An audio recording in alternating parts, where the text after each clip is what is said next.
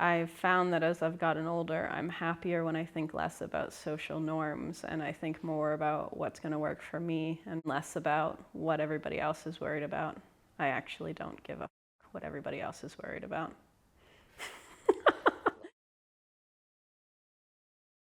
Thank you so much for sitting down with us today. I'm so excited to have you here. If you could just kind of give us an introduction into who you are, into your business, and what inspired you to start CopyHouse.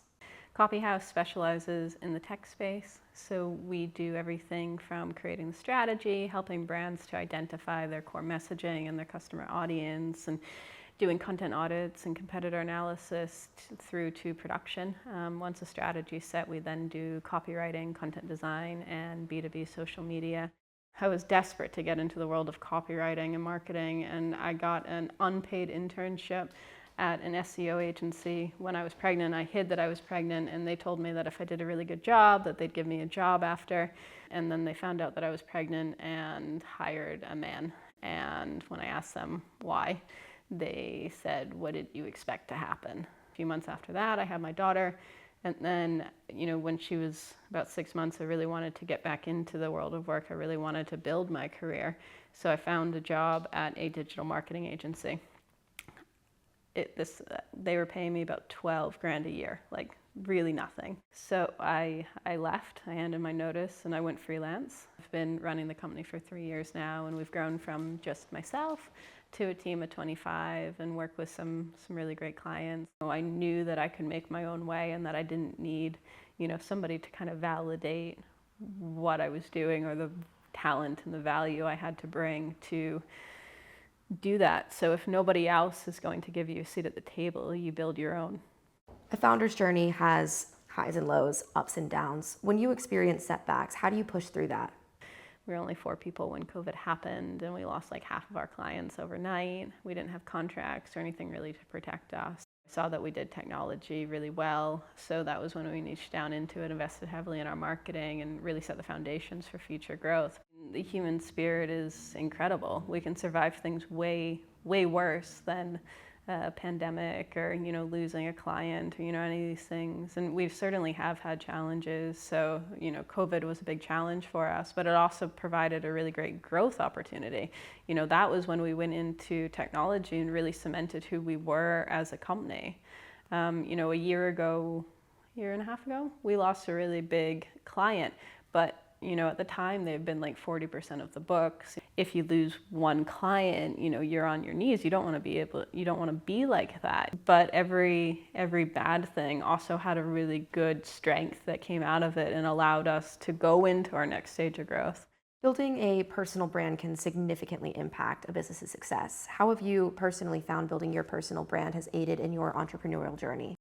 Over the years, I think as I've gotten more confident and more comfortable in who I am, I've started to post more content that is personal to me.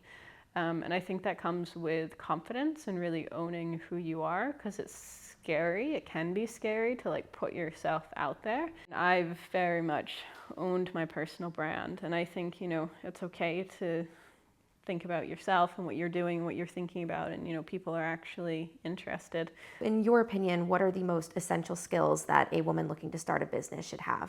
If you have an idea and you are confident about your idea, that's really all that matters. You don't need to know everything. You just need to know more than the other person in the room. And if you don't have any relationships with anybody, then you're just an island, and that's not going to ever work. Having people around you who support you and cheer you, who, recommend you in a room where you're not even there. And that's where personal branding and networking come into it. You want people to talk about you when you're not in the room. You want people to put you forward for opportunities. You want that sort of support and advocacy. And the only way to really get that is by having a network and by having a personal brand and reminding people that you're there.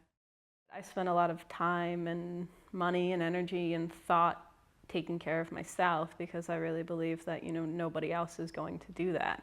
So if you don't get yourself to yoga, if you don't sign up for the pottery course, or go get your hair done, nobody's going to do that for you. So you have to put yourself first above everything else, and only by doing that can you then have all the energy that you need to be able to look after a family or, run a business. And, I really believe that if you're not doing that, then, and you're just putting everything into a company or family or anything else, then, you're never going to be happy that way. And what you can produce as an output is going to be so much less. You need that strong foundation. You need to fill your own cup before you can take care of anybody else. Can you share a moment where you felt particularly proud of the impact that you and your company were having on the wider community or your client base? I mean, I think during COVID was a really challenging time for most of our clients. And, to be able to help them pivot and to adapt and, to be able to kind of provide a light at the end of the tunnel during what was a really challenging period, and then be able to help them come through it and then watch them grow. So, we have about 4 clients that actually predate CopyHouse, and 365 is one of them. So we started working with 365 before, when I was just a freelancer, before we were an actual agency. So to be able to guide clients through challenging periods, but also to be able to go with them on their growth journey and act as a real partner and be able to create opportunities for them, and to be able to see that growth. Finally, if you could give one piece of advice to a woman out there that wants to start her own business, what would it be? I guess I just want to show people that you can do things your way, that you don't have to listen to other people or take no for an answer. You don't have to comply with social norms. You can make your own path, and that there's something really beautiful in that. I think representation's incredibly important. It's difficult for a lot of people to become something that they can't see. So I hope that people can learn from my journey and, everything that I've been through, and, know that, if I can do it, anybody else can as well. Just go for it. What's the worst that's going to happen? That's the catchphrase. It's literally my catchphrase. My friends make fun of me for it all the time. Great. What is the worst that's going to happen? Because they're like, I want to do this. I'm like, yeah, you should. What's the worst that's going to happen? They're like, okay, yeah, I don't know. Well, thank you so much for sitting down with us. That was great. That was really, really inspiring. Just thank you so much for your time today.